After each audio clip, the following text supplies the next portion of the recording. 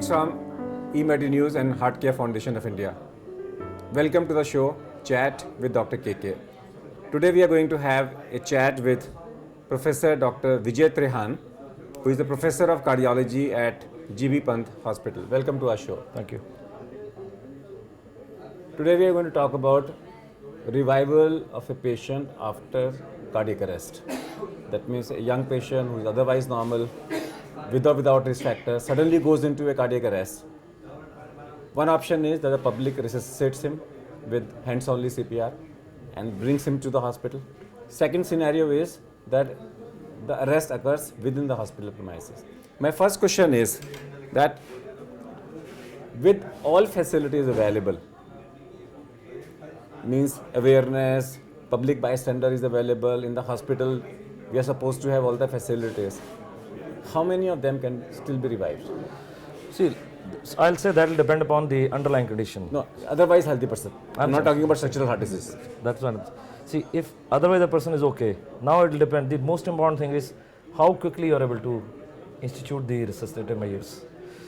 If you are the fastest, it is possible that nothing but simple basic life support, which I think most of the people should know what it is, like pumping the heart, trying to assist breathing.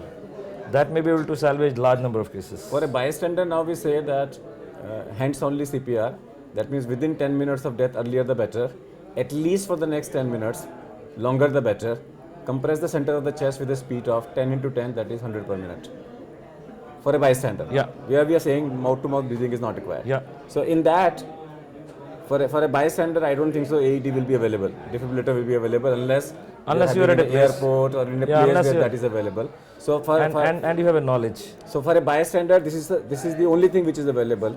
And out of them, how many of them? What is their job? Do it, bring it to the hospital.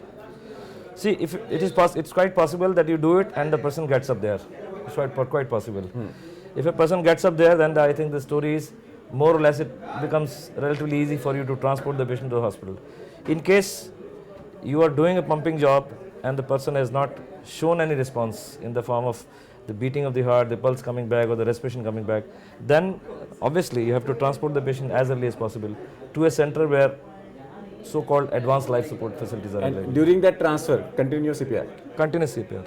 Okay. In fact, nowadays there is a system known as Lucas system. I don't know whether you are aware or not. It's a pretty cheap system costing about 25,000-30,000. It's a system which is you can carry in bag. They can be like you have AEDs which you put at different places which can give you a so-called shock. Similarly, you have these devices which can be hung at different places, like you have a fire extinguisher. And all what is to be done, it's a kind of a stand which is put behind the back. Another comes in front. So automatic CPR. Automatic CPR, which is extremely important when you are transporting a patient. If you are in a vehicle, somebody is doing a CPR. Okay, this it is almost empty. Auto CPR machines. Yeah.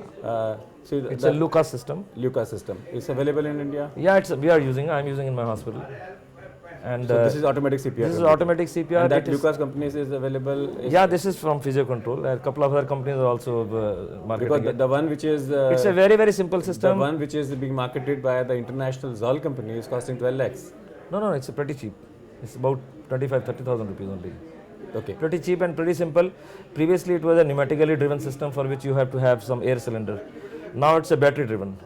The battery is charged. It is almost like a mobile battery. It's a little bigger one, and pretty easy. You just put some stand at the back, and there is a C-shaped thing which comes in the front. You just lock them like you lock your belt, and there is a suction cup which you put it here and just press it and switch it on.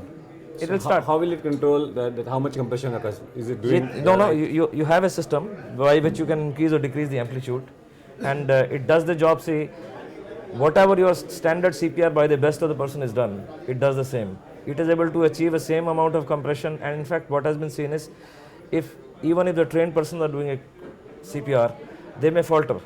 In any way, you will not be able to do for 10 minutes in any way. And after a couple of minutes, you will get tired. You get tired, absolutely. In fact, I use this system even in the cath lab, like at a time when you get a person who is arrested and somebody is brought with a massage. So you put it on and start doing the procedure. Yeah. Start doing the procedure. Yeah, we start Otherwise, you can't do both the things together. Yeah. You start doing the procedure and it salvages. Okay, so you feel that this should be the first option, then the AED. Yeah, definitely it has Definitely. to be. No, no, Because not if first there's a option. priority. Not There's a first. priority between the two. No first option, because there are two different things. AED is basically to convert. No, I'm So talking AED about. is to be given. I'm talking about placing it in different malls and everywhere. Yeah. Both are required. No, no, Or if one is required, then what? No, no, AED is one. AED is most important. AED is most Because important. if there is electrical problem, AED one shock can revert everything, and Okay. the patient may Can get a up. thumb version? What is the efficacy of? Thumb version, yes, does it, but see, the amount of current produced by thumb is usually 1 joule. That is not sufficient. 1 joule will not be. See, only the only thing which it can convert is ventricular tachycardia. Ventricular fibrillation will not be converted. So if somebody is in a ventricular tachycardia with